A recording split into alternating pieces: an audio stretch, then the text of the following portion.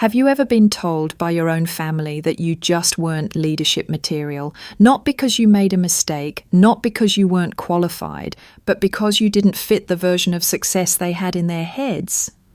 And your last name wasn't enough to save you from being erased. That was me. And this is where my revenge story began. 3 years ago, I was the youngest VP at Langdon Holdings, my family's multi-billion-dollar conglomerate. I'd earned that role the hard way, not through favours, not through bloodline, but by turning around a sinking consumer division and tripling its revenue in 14 months. But none of that mattered in the Langdon boardroom. That morning, I walked in wearing my usual black turtleneck and slacks, laptop under one arm, confidence under the other. The quarterly marketing report was strong, stronger than projections, and I knew it. We'd cracked a campaign that went viral without paid ads. I was ready to present. I didn't even make it past the second slide. My father, Graham Langdon, cleared his throat. "Avery," he said, "let's not waste the board's time." I froze. "Excuse me?"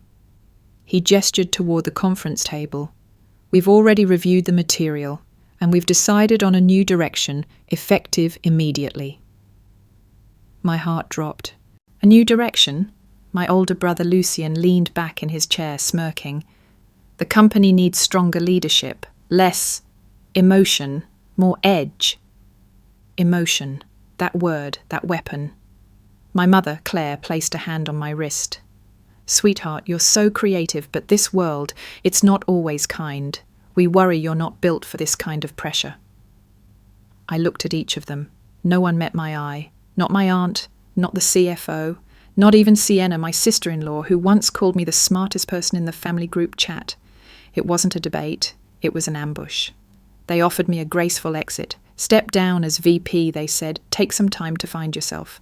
They'd honour my contributions, of course. Offer consulting if I ever needed a side project. But here was the kicker. To make the transition clean, they wanted me to sign away my board voting rights and cash out my equity at a fair rate. I was 30. I wasn't married. I had no one to back me. And in one morning I went from vice president to ghost. I remember walking out of that boardroom shaking, not because I lost a title, but because I realised they'd never seen me as worthy of it to begin with. The Langdon name was everything to them, but somehow when it came to me, that name turned into a leash. That night I sat on the floor of my one-bedroom apartment, the same one I moved into during grad school. The papers they gave me were spread across the rug. Severance, NDA, equity buyout. I stared at the line where my name should go.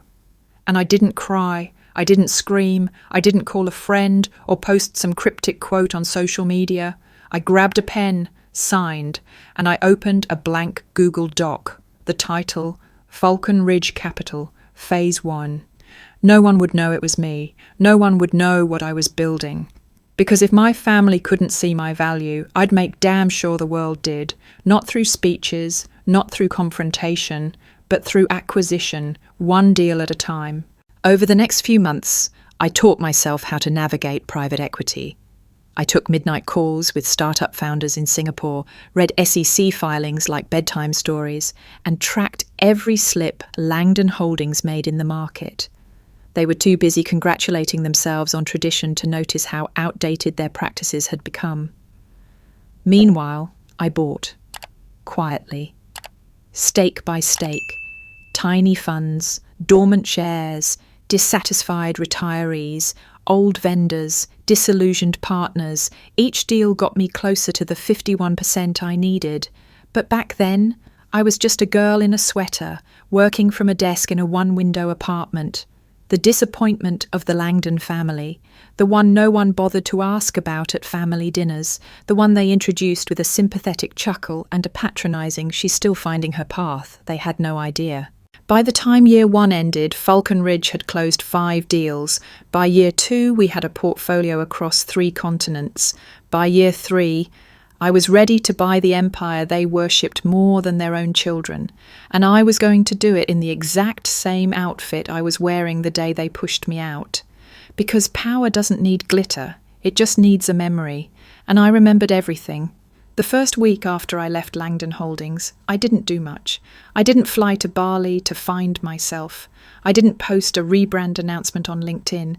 I didn't even tell the few friends I had left. I just stayed in that small apartment, worked, planned, healed, sort of. The air was quieter now, and lonelier, the kind of quiet where your phone doesn't ring for days, except for bank alerts and 2-for-1 pizza coupons. Not a single "how are you" from my family, not even a happy birthday 2 months later. I guess when you stop being useful to powerful people, they forget your number real quick. But if I learned one thing from my years in corporate, it's this: you don't fight power by yelling at it. You dismantle it, slowly, strategically, and in silence. So that's what I did. I took the severance they handed me like a consolation prize and turned it into seed capital. I opened a shell company under a new name, Falcon Ridge Capital.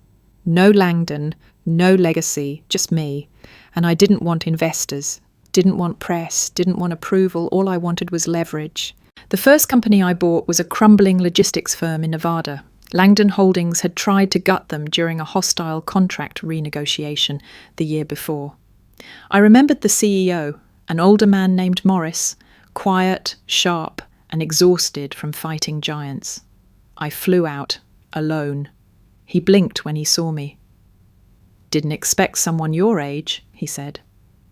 "Didn't expect someone still standing," I replied. We signed a deal in a diner off Highway 95. I wired him the funds by the time my toast was cold. From there, it snowballed. I studied distressed assets like other people watch TV. I tracked old vendors Langdon Holdings pushed out. I called retirees, pension funds, shareholders who'd once begged for attention at annual meetings and got nothing but polite dismissal. I offered them something Langdon never gave: respect, transparency, and a way out. One by one they sold. They didn't know it was me. No one did. Because Falcon Ridge had no public face. Just initials, A.L. Rivers. And let's be honest, no one in my family ever cared enough to ask what A.L. stood for. They just assumed if they didn't see me, I didn't exist. Fine. Let them believe that. You know what hurts more than betrayal? Invisibility. Not when enemies attack, but when people who share your last name act like you never mattered to begin with. That kind of silence, it carves something deep into you. You stop craving approval, you stop needing applause, but the ache, it doesn't vanish, it just gets repurposed into drive, into discipline, into something much colder than rage.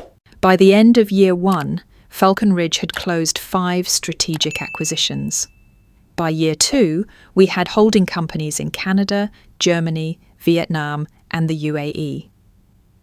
I spent more time in airport lounges than I did in my own bed.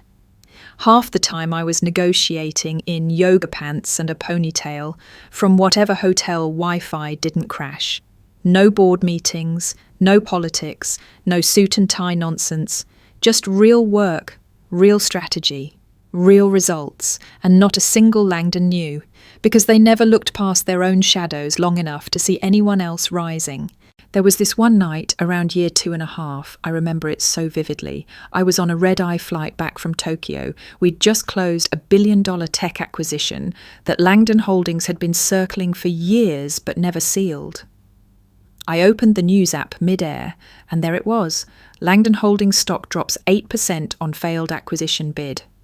I smiled, not because they failed, but because I was done needing them to win. For the first time, my work wasn't about revenge. It was about reclamation, reclaiming my own worth, reclaiming the voice they muted, and most of all, reclaiming the story they tried to write for me. It's funny. People think revenge stories are about fire and fury, dramatic showdowns, courtroom screams breaking glass.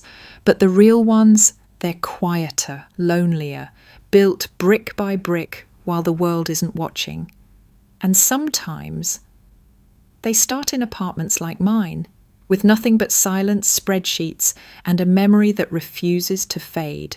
I don't know who needs to hear this, but if you've ever been made to feel like you weren't enough, if they've stopped calling, if they roll their eyes when you say you're still building something, You don't need their permission to become everything they said you couldn't.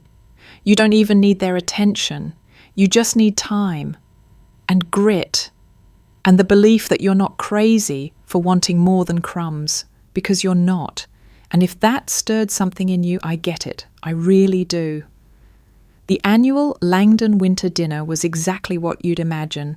Catered by some chef my mum name-dropped every 5 minutes. Live quartet playing Christmas renditions of corporate jingles. Tables decorated in white linen and gold foil place cards. Like we were all in some elite country club no one asked to join, but everyone fought to stay in. And me, I was seated at the far end of the table. No name card, no eye contact. Just enough space between me and the centre of power to make a statement louder than words. 3 years since they pushed me out, and they still invited me, like I was some sad family mascot. The girl who used to be in business, now treated like a slightly embarrassing cousin they can't quite uninvite. I wore a simple black sweater and tailored slacks. No designer label, no statement earrings, just me, present, unimpressed. Another record quarter! Lucian raised his glass from the centre of the table. His cufflinks sparkled more than the chandelier above him. We landed the Porton deal, he said proudly, straightening the CFO pin on his lapel, like he'd earned it with sweat and not a shared last name. The table clapped. My mother beamed. Sienna whispered something snide to the woman next to her, glancing toward me. I kept my hands in my lap, quietly checking my phone under the tablecloth. Phase finalisation complete. Legal paperwork ready. Awaiting your confirmation. The message from Falcon Ridge's legal team sat on the lock screen like a quiet exhale. Avery, dear. My mother's voice floated across the table like perfume, artificial and layered. Still doing that, what do you call it? Remote consulting? I looked up, smiled politely. Something like that. Lucian chuckled. Hard to keep track when there's no office or real deliverables. You should consider applying to HR, Dad added, half serious. We could use someone with your empathetic skills. There it was again. The backhanded pity wrapped in silk napkins and fake concern. They had no idea they were toasting their own irrelevance. Sienna glanced down at my outfit. I love how you've committed to your comfort over couture aesthetic, she said sweetly. Takes confidence to show up like that. I sipped my water. Comfort's underrated in hostile negotiations. She blinked. Negotiations? I smiled. My phone buzzed again. Stock transfer complete. Falcon Ridge Capital now holds 51% controlling interest in Langdon Holdings. For a second, I just sat there, watching the way their smiles didn't reach their eyes, the way they talked over the staff like they were invisible, the way my father interrupted the youngest cousin mid-sentence to correct her grammar. The whole table was built on inheritance, ego, and assumptions. And they had no clue the foundation was already crumbling beneath them. Dad raised his glass again. To Langdon Holdings, may we continue leading with tradition, excellence, and vision. I tilted my head. Tradition, like when they used it to justify pushing me out. Excellence, as in excluding anyone who didn't wear a tie. Vision, blind to the fact that the world had moved on without them. Cheers, I said quietly, lifting my water. Lucian leaned toward Mum. We should talk strategy before the board meeting next week. Oh yes, Sienna chimed in. Avery never shows up to those, probably doesn't remember where the office is. I'll be attending this one, I said simply. The table paused. My father froze mid-sip. Lucian laughed, thinking I was joking. You're not even on the board. I pulled out my phone, tapped twice. The documents opened clearly on the screen facing him. I think you'll find that's changed. Sienna narrowed her eyes. What are you talking about? I looked at each of them, then placed the phone on the table, angled just enough for them to read. Falcon Ridge Capital, controlling owner 51.2%, Langdon Holdings. Dad's voice dropped. That's impossible. Lucian stood so fast his chair scraped back. You can't just buy us out. I met his eyes. Turns out I can. The room fell into stunned silence. You could hear the knives against porcelain, the scratch of linen as people adjusted themselves, trying to make sense of what just happened. "But Falcon Ridge is run by," Lucienne began, grasping. "A.L. Rivers," I offered. "That's me. Avery Langdon Rivers. I used Mum's maiden name." Mum actually clutched her pearls. I didn't know people really did that. "You've been this whole time?" she whispered. I nodded. "While you were mocking my little online job, I was acquiring stakes, quietly, thoroughly, legally." Sienna's voice trembled. "You're bluffing." My phone pinged again. "Board notified, transfer registered, voting rights effective immediately." I slid it toward her. "Bluffing takes energy. I prefer paperwork." For a moment no one said anything. Then Dad's voice, hoarse, bitter, cut the silence. "You did this to us?" I tilted my head. "No, I did this because of you." You ever had that moment where the people who once dismissed you suddenly realize they don't know who you are anymore? Yeah. If you've ever dreamed of that exact second when silence says everything louder than words, drop it in the comments. I'm still catching my breath, and we're only just getting started. The next morning, I stood outside Langdon Holdings for the first time in 3 years. Same marble steps, same revolving glass doors, same outdated mission statement etched into the wall, leading with legacy. I used to walk through those doors every day, quietly shrinking a little more each time, trying to fit into a version of success that didn't have room for someone like me. Today, I didn't shrink. Today, I walked in like I owned the place, because now I did. The lobby was just as I remembered it. Too cold, too white, too performative. Receptionists typing like their jobs depended on the sound of keys. A security guard I vaguely recognised did a double take as I passed through. "Miss Langdon?" he stammered. "You're not on the approved list for executive access." I smiled, calm and deliberate. "Check again."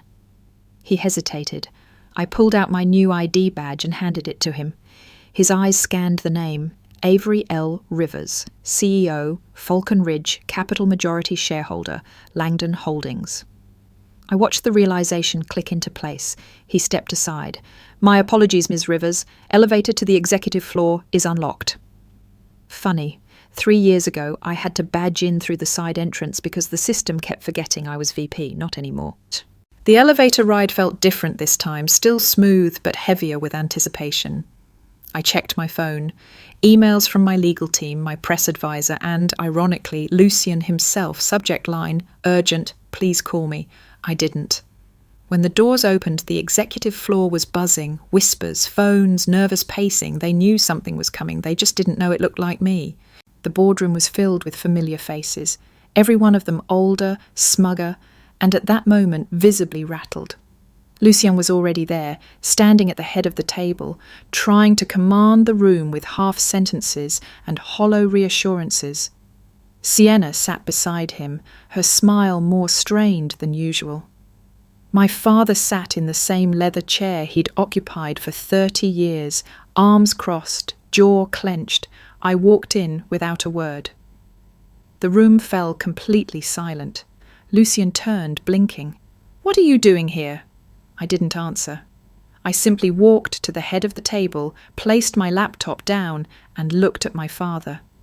"Dad," I said evenly, "that's my chair now."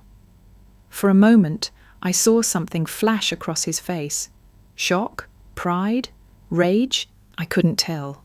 But he stood, slowly, silently, and stepped aside. I took the seat. I opened my laptop. The screen lit up with the first slide of the presentation I'd spent the last week preparing. Langdon Holdings, Post-Acquisition Restructure, Phase 1.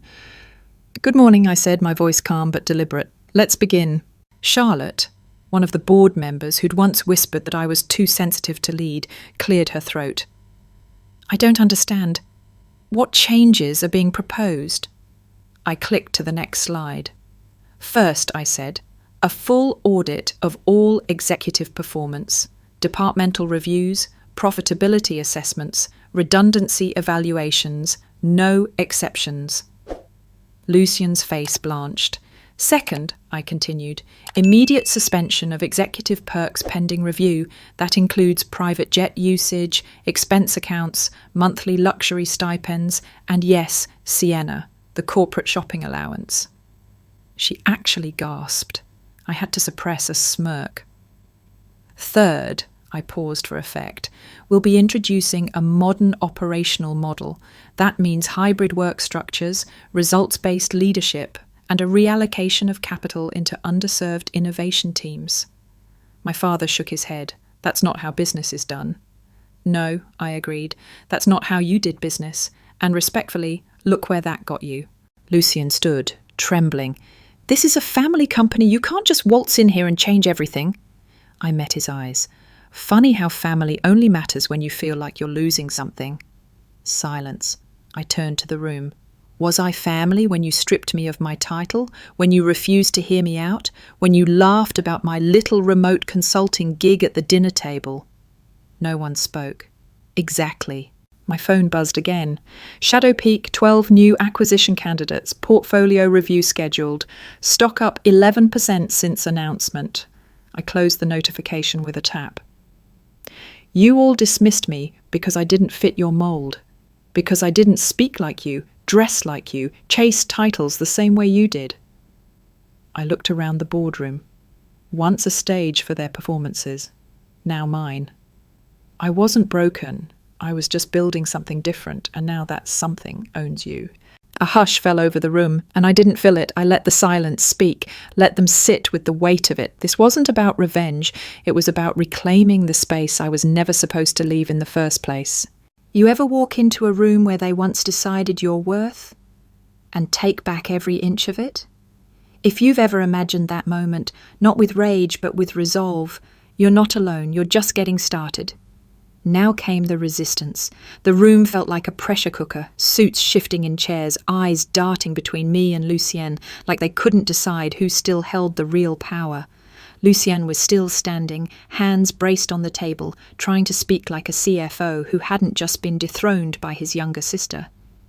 You can't just suspend executive operations. There are protocols. There are agreements.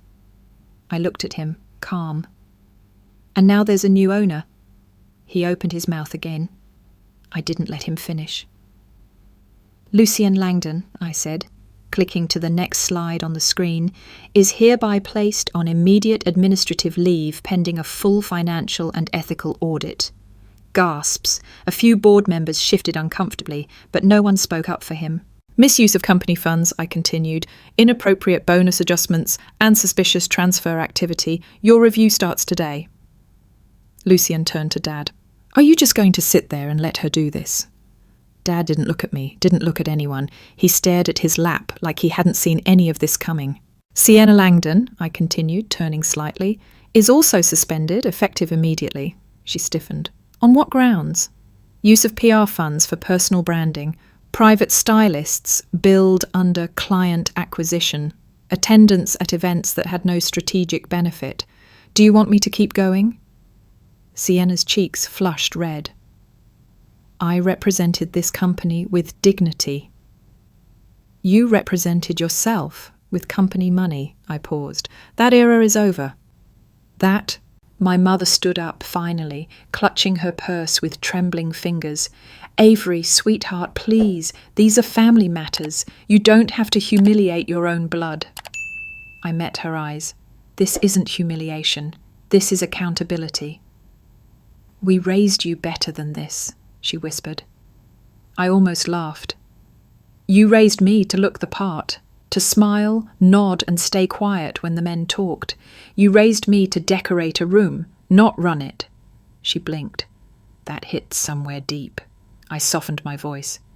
You didn't raise me to lead, but I learned anyway, on my own, because you didn't ask what I needed.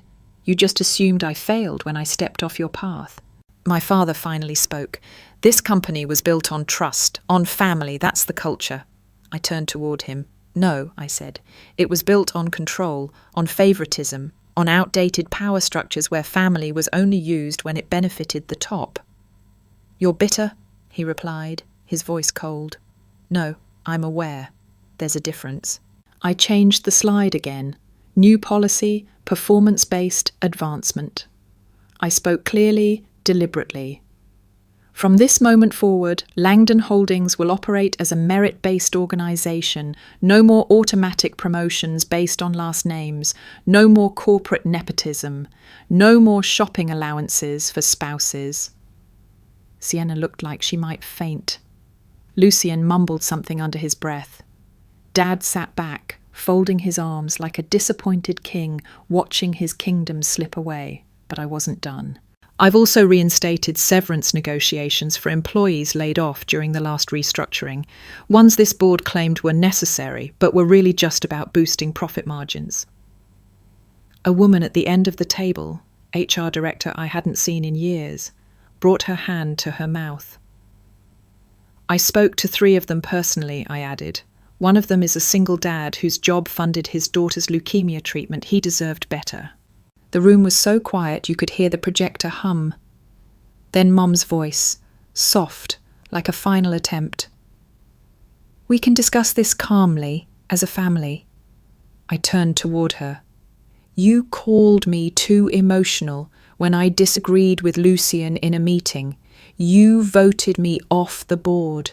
And not once, not one single time, did any of you ask what I'd been building all this time." I looked around the room.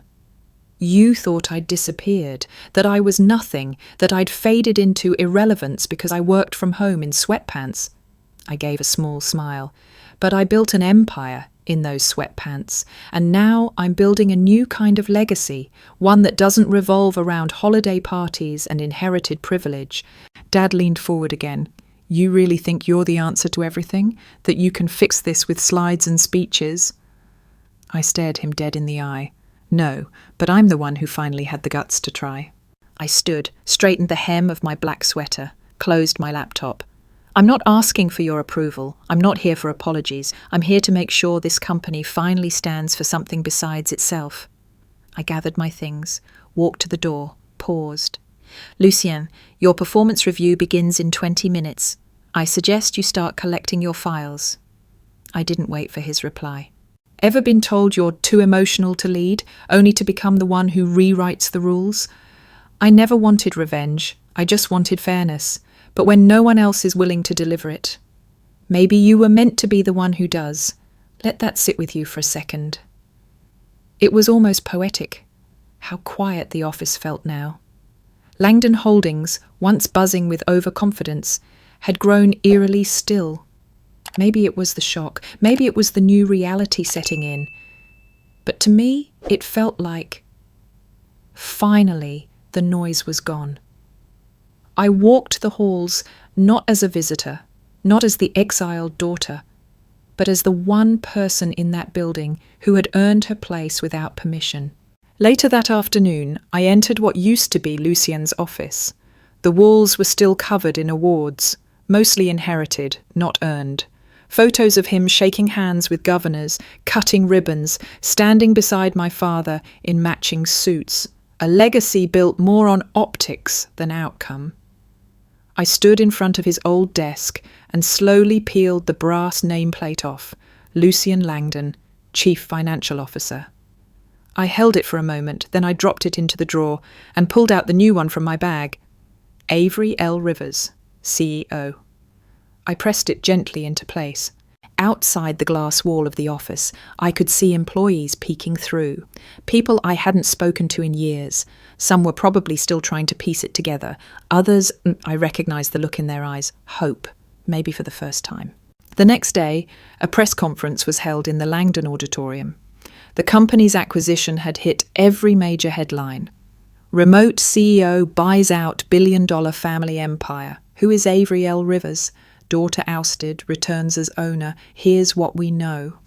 I stood behind the podium wearing the same black sweater from the dinner party.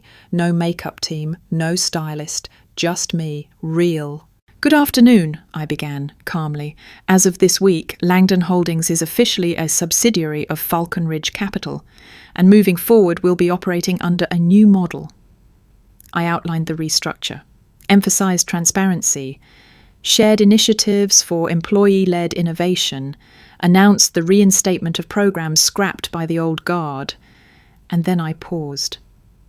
I know many of you remember me as the girl who used to sit quietly in the back of meetings, the one they called too emotional, the one they said didn't belong in the boardroom.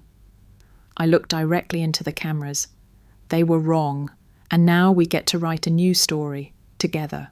That evening, I returned home, not to a penthouse, not to some new mansion, to the same one-bedroom apartment I'd started in, because I wasn't done yet. I sat at the same desk I'd worked from all those years. The window still looked out over the same alleyway. The same sounds drifted in.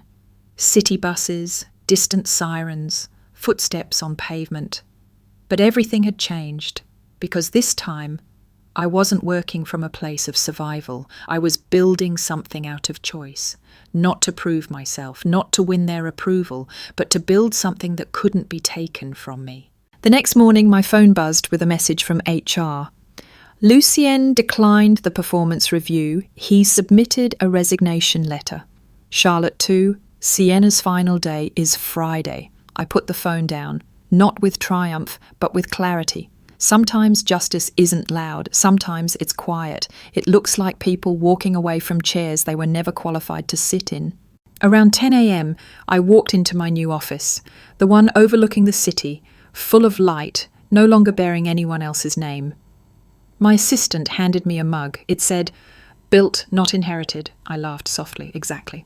Then the email arrived, a forwarded message from my mother. No subject line, no greeting, just 6 words. "We didn't know. Please call us." I stared at it for a long while. My cursor hovered over reply, then moved to archive. Because here's the truth they never understood. I wasn't waiting for them to come around. I wasn't trying to make them proud. I didn't need them to say sorry. I just needed them to get out of the way. That afternoon, I met with the new board, all elected based on merit, not bloodline. We reviewed quarterly goals, greenlit a new employee equity program, and approved a mentorship pipeline for rising women leaders. Then I stood, ready to close the meeting. "Any final thoughts?" one of them asked. I smiled. "Yeah." I looked at the chair I was sitting in. I used to think I needed this seat to mean something. I tapped the table. But it's not the chair that gives you power. It's what you do once you're in it. Have you ever had to walk away from the people who were supposed to believe in you, just to become the person they swore you'd never be? If that line hits anywhere near your heart, tell me. Tell me what chair they said you couldn't sit in. Tell me what room you weren't invited into, or just drop a still building in the comments. Because maybe, like me, you weren't meant to follow their blueprint. Maybe you were meant to draw your own.